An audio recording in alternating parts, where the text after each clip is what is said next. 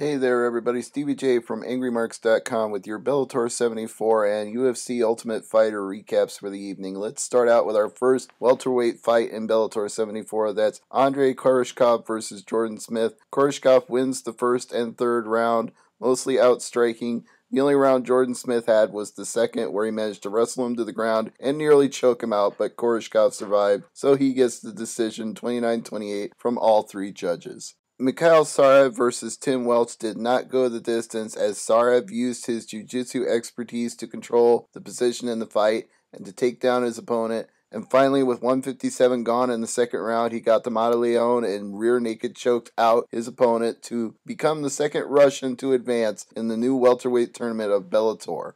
I'd like to know what Ricardo Almeida is smoking, because out of all three judges in this third welterweight quarterfinal, he's the only one who scored Mariusz Zaromski's all three rounds. Now, I would say that in the third round, he pretty clearly won. He had a great stunning blow that nearly knocked out his opponent Talib, but round two was super close, could have gone either way with the striking.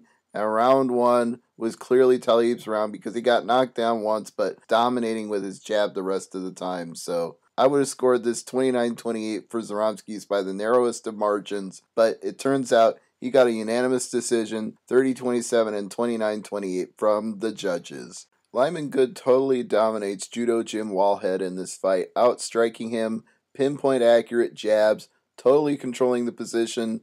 He got a 1-point deduction for 2 accidental low blows in the third round, but despite that, he still takes a unanimous decision, 29-27 from all three judges, advancing in the Bellator welterweight quarterfinals. The Ultimate Fighter starts this week with everybody in the house making predictions about who's going to fight who for what and why.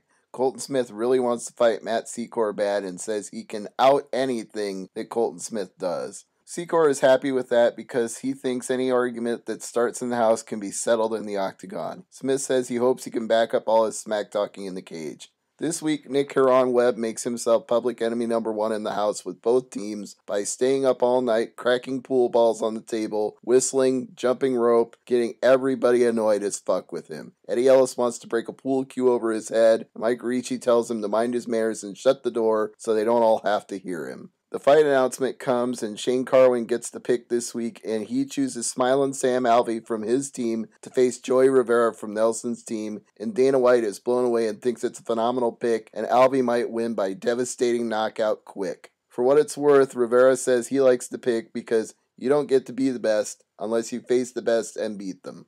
After nearly everybody on both teams predicted that Sam Alvey would cruise in his fight with Joey Rivera surprised everybody by getting a takedown early in the first round of their fight, then spending most of the round finding ways to either put Sam Alvey in danger or hold him in position. Several times Alvey was in chokes, but he managed to pop his way out of them. Rivera was doing pretty good at holding his back and working from his back. At one point he was clinging to him like a lizard clings to a tree branch. Finally, with a minute to go on the round, Alvey managed to get on top after an aborted guillotine attempt, and he did a little bit of damage.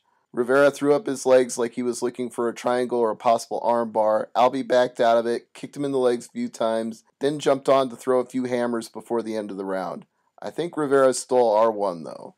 Not really a good second round for Alvey either, as he's continuing to be out-wrestled and outworked by Rivera. The only thing that works in his favor is Herb Dean gets tired of seeing them tied up in the fence and breaks them apart several times, but even when he does, Rivera is giving as good as he gets in the striking exchanges. The only thing that might save him and give him a third sudden victory round is the fact that he got a double leg takedown with about 8 seconds left. But was it enough? I don't know. Joey Rivera may have gotten the upset here. Sure enough, Rivera gets the majority decision, 19-19 and 20-18 times 2. Dana White admits that Rivera did better than he thought he would and was really working the head kicks well in the second round. Carwin says it's okay because they're like intrepid soldiers in the Marines and they never leave a man behind, and they're not going to leave Sam Alvey behind despite the loss. The teaser for next week is that Roy Nelson lets his fighters pick who goes in their fight by drawing straws, and the man who drew the straw apparently doesn't make weight, but we'll find out next week